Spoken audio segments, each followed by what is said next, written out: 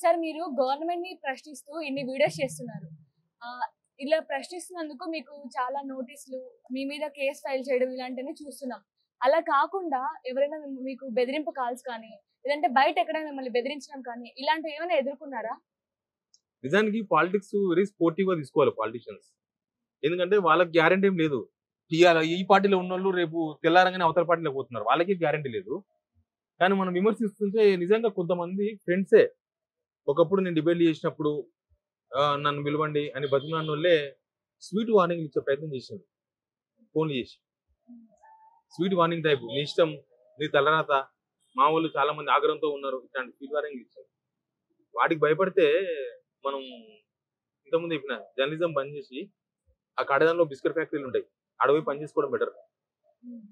ఎందుకంటే ఇక నువ్వు ప్రశ్నించలేనప్పుడు ఆయన ఎవరో బెదిరిస్తే మనం బెదురుకుంటే కేసులు పెట్టింది కదా అని మౌనంగా ఉంటే మనం ఏమి ఎవరిని వ్యక్తిగతంగా నేను రేవంత్ రెడ్డిని కూడా వ్యక్తిగతంగా ఇప్పుడు నేను వ్యక్తిగత విషయాలకు దూరం. యూట్యూబ్ ఛానల్ అనగానే మన తెలంగాణలో ఒక అలవాటు. యూట్యూబ్ ఛానల్ అంటే అవతల బూతులు తిట్టాలి. కొందరు అలవాటు చేసిర్రు. బూతులు తిడితేనే జర్నలిస్టు, బూతులు తిడితేనే యూట్యూబ్ జర్నలిస్టు. యూట్యూబ్ జర్నలిస్ట్ అంటే బూతులు తిట్టుడే ఇంక వాడిని. ఒక పొలిటీషియన్ ఆయనకు ఫ్యామిలీ ఉంటుంది, వాళ్ళకు ఆత్మగౌరవం ఉంటుంది, వాళ్ళకు పిల్లలు ఉంటారు, వాళ్ళకి అభిమానులు ఉంటారు, వాళ్ళకు చుట్టాలు ఉంటారు, వాళ్ళకి సర్కిల్ ఉంటుంది, ఫ్రెండ్స్ ఉంటారు. మనం ఆయన వ్యక్తిగత జీవితంలో పెట్టుకోవాల్సిన అవసరం లేదు.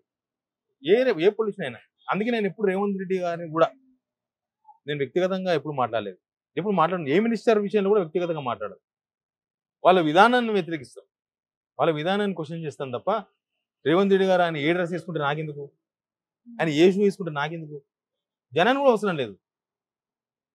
జనం కూడా అవసరం లేదు. ఆయన ఒకవేళ అవినీతి చేసి ఆ బట్టలు కొనాలనుకుంటే అవినీతిని ప్రూవ్ చేయాలి, తీసి బయటపడాలి. అట్లాంటి ఒక పొలిటీషియన్ ఆయన నచ్చిన బట్టలు ఆయన వేసుకుంటాడు. ఒక ఆయన టీ షర్ట్ వేసుకుంటాడు, ఒక ఆయన బ్రాండెడ్ టీ షర్ట్ వేసుకుంటాడు, ఒక ఆయన కోటిలో 4 అమ్ముతాడు 100 రూపాయలు, అవి వేసుకుంటాడు.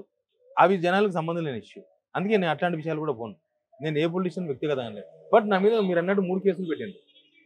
ఆ 3 కేసులు కూడా ఎవరిని వ్యక్తిగతంగా మాట్లాడలేదు. సమాజానికి పనికొచ్చే వీడియోలు అవి. సీతక్క నా మీద కేసు పెట్టింది. ఆమె పబ్లిక్ మనిషి అని చెప్తుంది. నాకు చాలా గౌరవం ఉండే ఆమె మీద.